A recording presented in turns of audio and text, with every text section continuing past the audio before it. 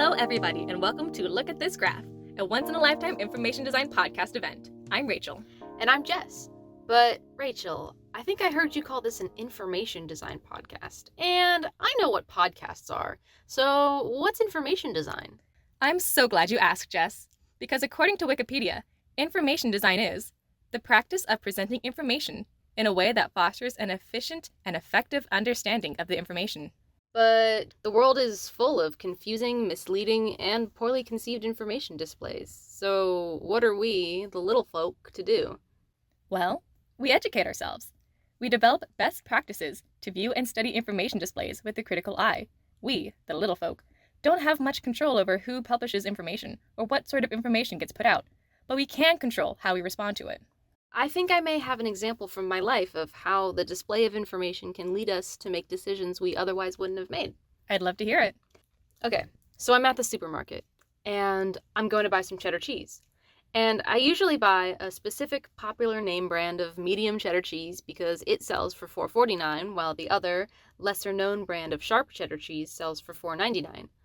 This one time, it occurs to me that it just doesn't make sense that this well-known name brand is cheaper.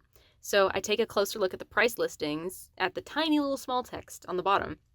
And it turns out that the name brand cheese was $4.49 per 8 ounces, while the lesser known brand was $4.99 per 16 ounces, even though both packages of cheese were 16 ounces. And I just felt so dumb in that moment because I realized that I had been paying almost double for a lower quality cheddar cheese when I thought I had been saving 50 cents. That's rough, Jess. It sounds like there's a couple of things happening here. The first is what's called numerator bias. It's a well-known cognitive illusion where people tend to focus more on the numerator in a fraction than the denominator.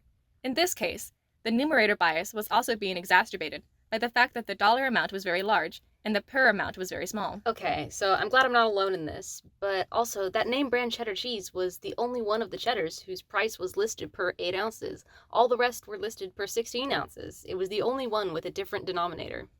Yes, that was the other thing.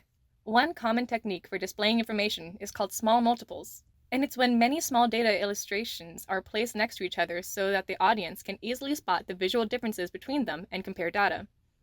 Because it's so common, audiences can spot small multiple patterns easily, even if they don't know the technical name for it, like when looking at price listings for comparable products. What you experienced was this expectation of pattern leading you to believe that a specific brand of cheese was cheaper than it really was. At the end of your story, you said you felt dumb, but you're just a normal person trying to grab your groceries and move on with your life. And in a perfect world, the people at the supermarket would want you to show you prices in a way that makes it easy for you to make informed decisions. So I think I got this information design thing, but how about the people at home? Well, we sent out a survey asking people about their feelings and experiences regarding information displays they've encountered in their everyday lives. One of our respondents brought up a chart showing Disney's worldwide assets. This is a Mickey Mouse-shaped chart made by TitleMax, in which his head contains the holdings of the Walt Disney Company, the ear on our left has Marvel, and the ear on the right has 21st Century Fox. Within each lobe, the holdings are further grouped by layers of ownership. Also, along the outside, there are further holdings that don't fit into the 3 big categories, or perhaps they simply don't fit into the Mickey. Each holding is labeled by industry with a colorful bounding circle. Rachel, what do you think about this information display? So I'm going to start with what's good about this. First, the sources and the creator are clearly displayed, lending credibility. Another good thing about this chart is that the use of color is meaningful. It clearly indicates ownership, making it easy to see which company is involved in which industry. Also, the line weight is meaningful. Thicker lines represent parent companies, and the thinner lines are subsidiaries. It's good for showing subsidiaries within subsidiaries. Okay, so those are the things the chart does well, but what about the ways in which this chart fails the audience? So the graph relies on chart junk, that is, visual elements that don't convey data, to spice up the information. The Mickey Mouse head and the drawings sprinkled throughout the chart are just decoration, and they are making the graph harder to read. Also, they use logos for recognizable companies, but they add to the chart junk. Plus, some of the logos were made to be so small, so they are hard to read. The chart also has a problem with contrast and consistency.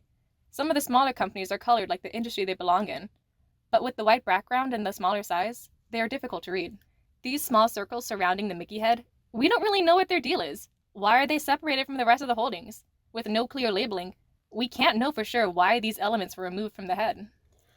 But I can kind of see why Bailey was impacted by it. I mean, it has a sense of scale that definitely leaves an impression. That's true, but we should demand more than impressions from our information displays. We should be able to walk away from a chart better prepared to make informed decisions in our daily lives. All right, so we're going to be wrapping up this episode soon, but before we go, Rachel, let's give the audience something to take with them. What would you say are some of the main red flags to look out for in data displays? Things that are indicators of misleading information. So, starting with the red flags, any sort of inconsistency, either visual or worse with the data itself, like what you encountered with the cheese, is a no go.